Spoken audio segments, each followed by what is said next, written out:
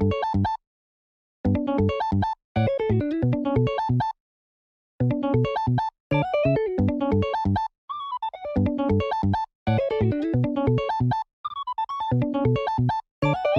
what's up, ladies and gentlemen? Good to see you again, and we've got a couple matches here from the locals, one of which being, I believe, last week, and then this other one being this past weekend. So we were up against this first match, playing against my man Jacob here. He's rocking that yellow, beautiful little Charlotte Lin, and he does get the Parasparrow off the first life. I end up playing Tashigi, and I just wanted to have something on board to be able to do a little bit of removal if needed the following turn. I do choose to cycle out the Rob Lucci though, and we'll see 5 coming down from Parasparrow and another 5 from Leader. I'll just go ahead and take it. Sadly though, he sees the other Parasparrow. I'm like, ugh, this is annoying. It was like easily the worst start I could potentially see. I didn't particularly want to see 2 Paros, as well as I don't believe that I had. Let's see, did I have the Houndblaze? Oh, I do. I actually do have the Houndblaze. He does find a Strucin off the first one though, and I will go ahead and Houndblaze the second one. So all things considered, not the worst. And now I'm considering whether I want to attack with Tashigi here, but I actually choose to just pass. I don't hate it. I think that just taking that would have been perfectly fine, but he makes a very easy turn and goes for a 4-cost Sanji there and swings 7 into Leader. I am just going to go ahead and take this, but I get the beautiful Borsalino down on curve, and I'll go ahead and swing 5 to life. Could have potentially got him down to 2 life this turn, but getting down to 3 for Leader ability, I think that's why we previously didn't want to attack with Tashigi, is just to get him into that Leader ability range. He is going to swing 5. I'm thinking of taking it. I don't really mind taking a lot of these early hits and just go into no life, and that way 10 cost as well as 7 cost don't really get a lot of value. But 8-cost Katakuri does kind of throw off that plan a little bit. I am going to get a Great Eruption down, though, bringing Katakuri down to 6. And if you take a look at my man Jacob's hand, he's got 2 10-drop Big Moms, multiple 2K counters. So he's looking very safe for quite a few turns. But getting Katakuri down to 6 here, I'm just kind of considering what is the follow-up. I know that my hand is a little wonky, but I do choose to cycle out that Houndblaze right here. And I am just going to go ahead and swing 5, lowering it down to a 5 cost here. And then I'll go ahead and play Isho. So he did have 6 cards in hand, and I do get to trash 2 of them. Unfortunately, I don't think I hit the 10 moms, but I did hit a Amaru as well as a Pudding, so all things considered, not too bad, but definitely was looking for the 10 moms. And a 5k swing, I think I just go ahead and counter out of this, and now 8k we will take, and the 10 mom does come down, and I gotta trash it. Unfortunately, I don't have any blockers on the field yet, but we do have Tashigi and Isho, which makes anything on the board automatically a 5 cost. And then if you attach Leader ability to that, everything is, well, excuse me, one thing can potentially be a 4 cost if it is that 10 mom. But lowering everything down by 3, I got some work to do if I want to try and clear the board. I do have Isho to be able to swing into his Katakuri. It's just another Dawn that I got to dedicate, so I know that I have to at least play 1 blocker this turn, and I can't let him get to that 1 life threshold for Amaru. So I am a little nervous because I don't believe that I had Sabo, so as long as he doesn't have Thunderbolt in hand, we're looking good. Oh, actually, I think I might have Sabo at the very back of my hand right now. But just taking my time, just trying to find out what card is going to be the play here, and how am I going to remove some of the board that he's got. I do choose to go with Sabo, though. I think I was trying to find another Great Eruption or potentially a Ice Age here, and unfortunate, not the luckiest that I was looking for. But I end up picking up that 10 cost Kaido, and we're just going to go ahead and trash it with Kuzan. I was running Isho. I liked it, but I felt as though the more that I played it, it was really annoying having to attach one Dawn each turn. So I will give the -1 to Linlin right here. And now I'm going to bring the Linlin down again. So this is going to get it down to a 1 cost. And now I can use that Hound Blaze, to bottom deck the Linlin, bringing up Isho. And now I should be able to attack 13k into that Katakuri right there. Actually, no, that might have been 14k, excuse me. Yes, 14k into the Katakuri. So he would have had to drop 4 cards from hand just to get rid of that. And I think that he might have had the counter, or maybe he just drew into that last counter card. But had he been able to save that, I think we actually just would have lost the game pretty quickly. So, kind of tough, but he is just going to play another 10 Mom, going back up to 4 life. Now we have another one of those juicy Linlins to get off the board, 4 life to get through. I don't hate the position, but it is a little annoying. I'm like, ugh, I really do gotta do some work in order to get rid of some of these. Now we do find ourselves a nice little Great Eruption here. Tough part is, though, I do have to dedicate the Dawn to Isho to bring it down by 3. But I am just going to use that Great Eruption to draw into, it looks as though, another Sabo. And Isho does get it down to a 5 cost. If I attack with Leader, that makes it a 4 cost. And then Tashigi brings it down to 2. So we do have the removal for it. But we are kind of banking on our opponent not having Thunderbolt either in life or potentially in hand. He chooses to defend, chooses to defend the life this turn.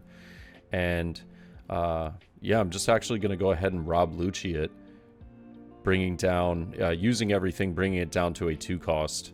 Yeah, and so we're just calculating how much between all the things we used. And now Lucci is going to take care of that. However, I'm going to have to bring back 3 cards, and I think it leaves me with 2 Dawn still. But with the 2 Dawn, I don't really have much of a play. I could use the Mancherry over Brand New if I wanted to. It's like just trash Brand New, get the Mancherry down. But I think I might end up just passing here.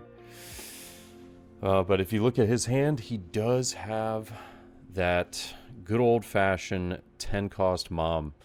And I was counting over my Dawn just to make sure that I had played everything correctly and that I wasn't missing a Dawn. But yep, I just go ahead and pass. I want to double blocker the following turn if possible. And he is going to hit me with the 3rd 10 cost Big Mom, going back up to 5 life.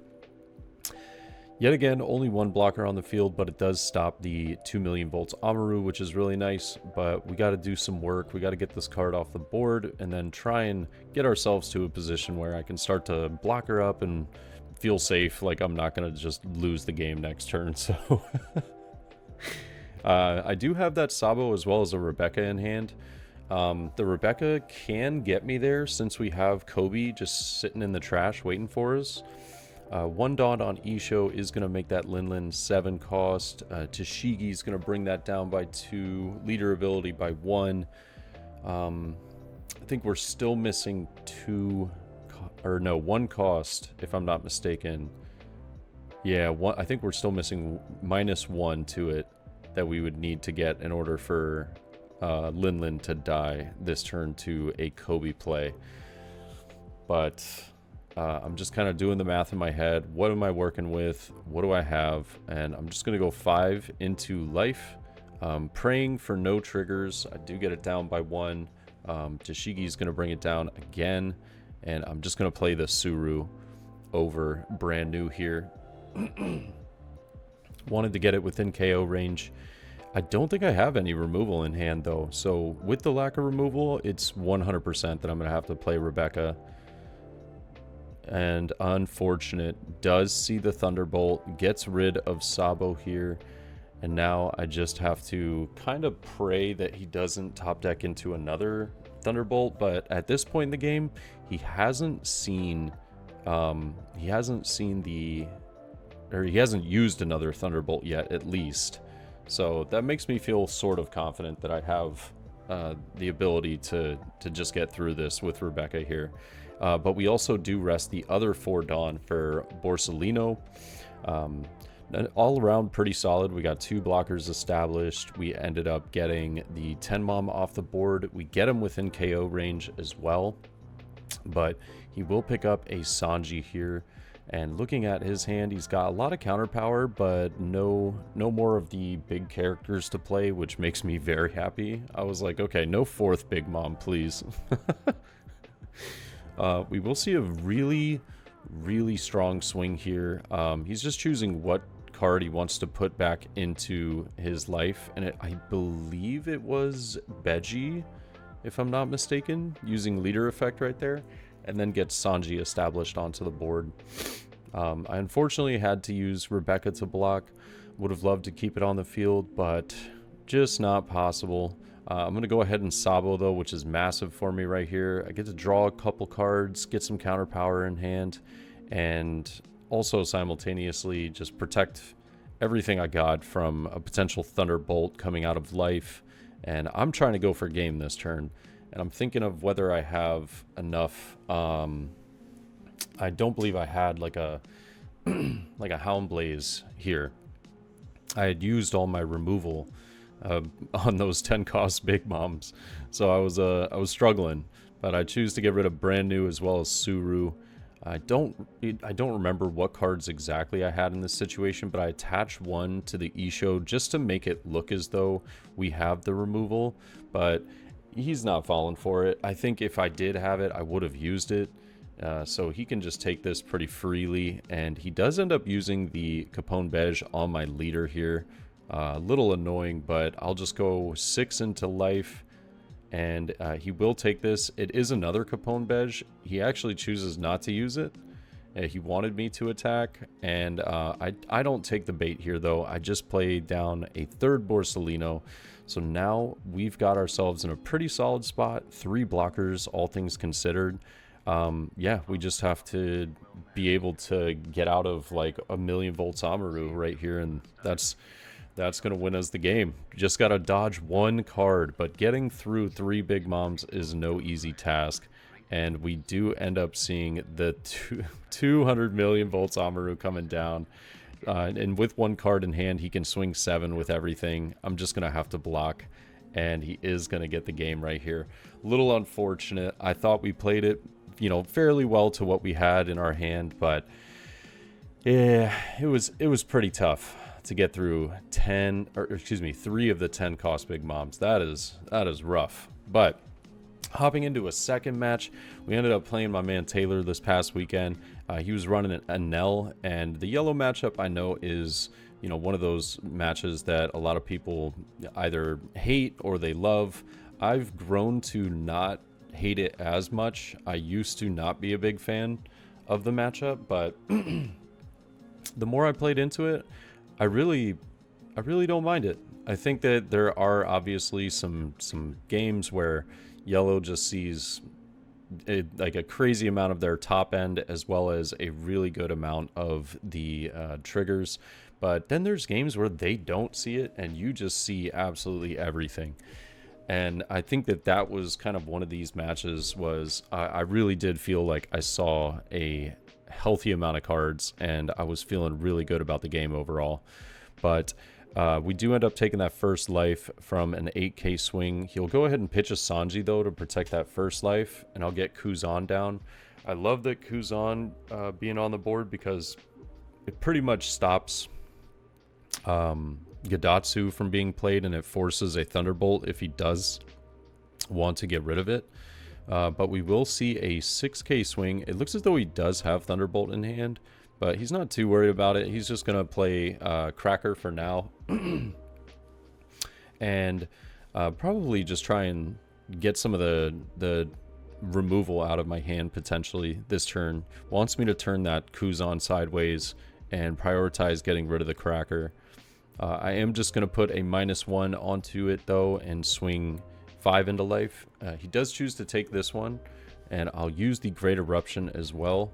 I see the Houndblaze, but I'm not really trying to play the Houndblaze. I'm going through my head and considering it. I was really just trying to not have to use Kuzan this turn if possible. So I do go a little bit greedy and decide to play the Lucci here. It's not getting the most value, especially against a Cracker while we're at equal life, but it is what it is. I just didn't want to use Kuzan and turn the card sideways yet. I just wanted to wait until the right time, and then I get a little bit of something out of it. He does play Ohm, unfortunately does not find Holly here, and is just going to pass it back over. We only got one card to worry about this turn, and yeah, this is looking pretty solid for us. If we do have 7-cost Borsalino, that is a play here. It looks as though we just cycled into it. It doesn't feel like we needed it. We could just play the 5-cost Sabo and protect everything for this turn, and then maybe use the Houndblaze as well to get rid of Ohm. But I'm just going to go ahead and play Sabo first. Just want to protect everything in case of Thunderbolt coming out of life. And now I don't think we're gonna need that. Definitely not gonna need that Ice Age nor the brand new, because we have 10-cost Kuzan just sitting in the back of the hand right here. Yeah, and I choose to bring Ohm down. He flips it around just to basically denote that the card is a 0-cost now, and I believe he does give me a counter for that. And I'll go ahead and swing 6. He gives me a 2k, and now Houndblaze is going to come down. We'll go ahead and swing 9. He gets the Shirahoshi, which is really nice, being able to cycle some of those cards and, you know, get the necessary ones he'll need. Gets rid of Thunderbolt, and I believe it was a 7-cost Enel. Don't quote me on that, though.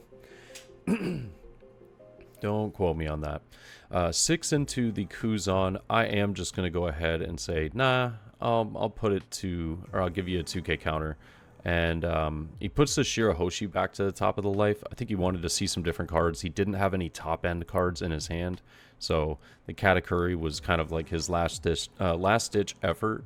But I will just go 5 into life here, getting 1 out of hand. And now another 5 into life. He's considering whether he wants to counter out of this or not. But we are definitely playing 10-cost Kuzan, because now we're just going to gain a lot of value out of this. And really unlucky for him this match, if I'm being honest. He still isn't seeing some of those top-end cards, like Yamato, 7 costs, Katakuri, obviously seen it once, but it's just not helping. And I'm being as aggressive as possible, because I know that 10 cost is just going to KO this Katakuri. And now we are in such a solid spot for removing anything off the board the following turn. I'll just go ahead and pass it back over, leaving him at 2 life. I didn't want him to potentially get that Yamato play, but I don't think he's even seen it. So we're looking good, but you know, I don't know that in hindsight. And unfortunately, it does look like his life is a little off the screen. I do apologize. I think in some of these recordings, my capture was just a little bit off. But I do believe he's at 3 life right now, with Shirahoshi being bounced back up to the top. We do have plenty of removal here. Yep, I can use Kuzan and bring Katakuri down to a 0. He is going to use that Shirahoshi once again, finding the Yamato and 8-cost Katakuri. But is it too late? Is it just a little too late? I don't know at this point. But he chooses to get rid of that Katakuri and a 2-cost Satori here. I can just swing everything pretty freely. I'm going to hit him with the 6 here, trying to bring him down to 1 life. It doesn't really matter at this point, just with the board that we have. We've seen everything we've needed. And 7-cost Borsalino is going to remove that as well. And now I also have Kuzan to swing with. I also have the Sabo as well, but I choose to just leave that one active. And now we can just see the 9-cost Yamato coming down. Probably a 6k swing into the Kuzan as well. I think that Thunderbolt in the early stage, getting rid of Kuzan, probably would have made this a little bit harder for me, but we really did just see, we just drew fantastically this game. Not really much you can do about that. And then Yamato is going to get the 1 heal, not being able to KO anything with the life total that we're at the moment. But with the cards on the board, I mean, we have endless opportunities to just keep using the Kuzan, bring Yamato down here. And I actually decided to change this up a little bit. I decided to go 7k, lowering Yamato as well to a 0 cost. And now Houndblaze is just going to get the job done. So now we can go 10 here, and he's going to be forced to take that one. He does get to heal, though, trashing the 7 cost Anel. Ooh, he's got that SP Anel, too. It looks good. And I'll go 9 into life. He does get out of this with a pretty large amount of counter. 2 2Ks and a 1K, but Houndblaze is going to come down. I'll go ahead and swing 9, and depending on what it is, it's not Capone Beige, I can just Houndblaze that, and we had everything. That was one of those matches where you see it all, and then other matches you don't see a dang thing. Love the match, but it can be tough when you don't see that removal. Also, just getting 10 cost Kuzan down on the board, it just feels insane if you're able to do it on curve with a healthy life count. And overall, super solid. But let me know what you guys think, and I'll catch y'all in the next one, all right? Peace.